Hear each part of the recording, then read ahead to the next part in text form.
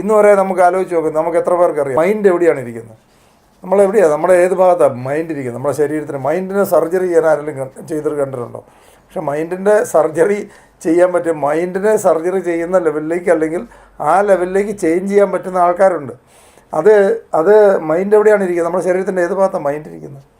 മൈൻഡിനെ ഇന്ന് വരെ ഡിഫൈൻ ചെയ്യാൻ പറ്റാത്തൊരു കാര്യമാണ്. അതായത് നമ്മുടെ ബ്രെയിനിലേക്ക് കിട്ടിയിരിക്കുന്ന ഡേറ്റാസ് ഒരു എക്സ്റ്റേണൽ എവിടെയോ ഒരു സെർവറിലാണ് ഇത് സ്റ്റോക്ക് ചെയ്യുന്നത്, അപ്പോൾ സ്റ്റോർ ചെയ്യുന്നത്. അപ്പോൾ ഈ സാധനം ഒരു ആവശ്യം വരും. നമ്മൾ തന്നെ ചിന്തിച്ചിട്ടുള്ളൂ, ചില സമയത്ത് വഴി വെച്ച ഒരാളെ കണ്ടു, നമുക്ക് അവരുടെ പേര് ഓർമ്മ വരുന്നില്ല, കുറേ കഴിഞ്ഞ് നമ്മൾ കുറേ ശ്രമിച്ചിട്ട് ഓർമ്മ കിട്ടുന്നില്ല, അല്ലെ അത് കഴിഞ്ഞ് മണിക്കൂറുകൾക്ക് ശേഷം ആ ആൾ ഇന്ന ആളാണെന്ന് പറഞ്ഞ് നമ്മൾ 5 മണിക്കൂർ ശേഷം അല്ല വൈകുന്നേരം ആയിരിക്കും ഓർമ്മ, ഇത് എവിടെ നിന്നാണ് വന്നത്? വേറെ ഏതോ സെർവറിൽ ഇത് സ്റ്റോർ ചെയ്തിട്ടുണ്ട്. ഈ സാധനം നമ്മൾ ചിന്തിച്ചപ്പോൾ അങ്ങോട്ട് ഈ സാധനം ഈ ഡാറ്റ മുഴുവൻ റിട്രീവ് ചെയ്യാനായിട്ട് പുള്ളി പഴയ സാധനം മുഴുവൻ തപ്പിയെടുത്തിട്ട് ലാസ്റ്റ് തരുന്ന നമുക്ക് ഒരു ഓപ്പറേറ്റിംഗ് മാനുവൽ അൺഫോർച്ചുനേറ്റ്ലി ഇല്ല. പ്രത്യേകിച്ച് ബ്രെയിനുമായിട്ട് ബന്ധപ്പെട്ട സാധനങ്ങളിൽ നമുക്ക് യാതൊരു സാധനം നമുക്കൊന്നും അറിയാം. നമ്മൾ പരമാവധി ഒരു തലവേദന എന്ന ഒരു തലവേദനയ്ക്കുള്ള ഗുളിക കഴിക്കാമെന്നല്ലാതെ ഇതിനെ പ്രവർത്തിപ്പിക്കുന്നതിനെക്കുറിച്ചൊന്നും ആരും യാതൊരു ഐഡിയ നമുക്ക് തന്നിട്ടില്ല. ഒരു ഓപ്പറേറ്റിംഗ് മാനുവലും ഇല്ലാത്തൊരു സാധനമായതുകൊണ്ട് നമ്മളിങ്ങനെ പോകുന്നു, കണ്ണി കണ്ട ചവറെല്ലാം ചപ്പും ചവറെല്ലാം തലയിലേക്ക് കയറുന്നു, അതിനനുസരിച്ചാണ് ജീവിതം മാറിപ്പോകുന്നത്. നമ്മൾ ബ്രെയിനിനെ നമ്മൾ പ്രോപ്പറായിട്ടുള്ള രീതിയിൽ നമ്മൾ ഹാൻഡിൽ ചെയ്യാനായിട്ട് പഠിച്ചിട്ടുണ്ടെന്നുണ്ടെങ്കിൽ അത്ഭുതങ്ങൾ സംഭവിപ്പിക്കാനായിട്ട് മനുഷ്യന് പറ്റും.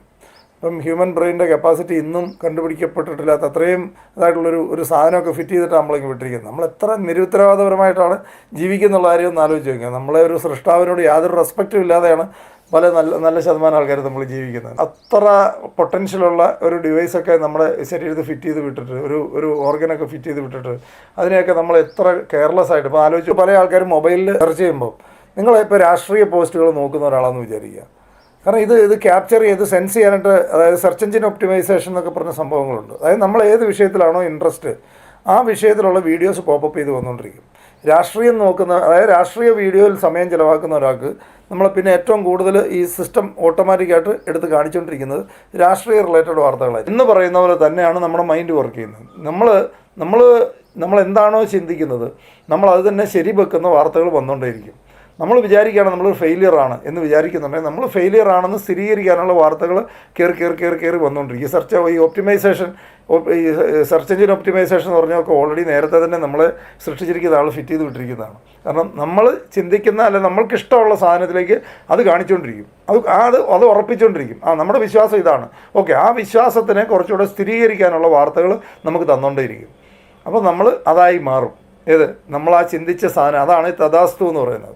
ഈ തഥാസ്തു എന്ന് പറയുന്നത് നമ്മൾ നിങ്ങൾ എന്താണോ ചിന്തിക്കുന്നത് അതായി മാറട്ടെ എന്നാണ്. അതാണ് തഥാസ്തു എന്ന് പറഞ്ഞതിൻ്റെ അർത്ഥം.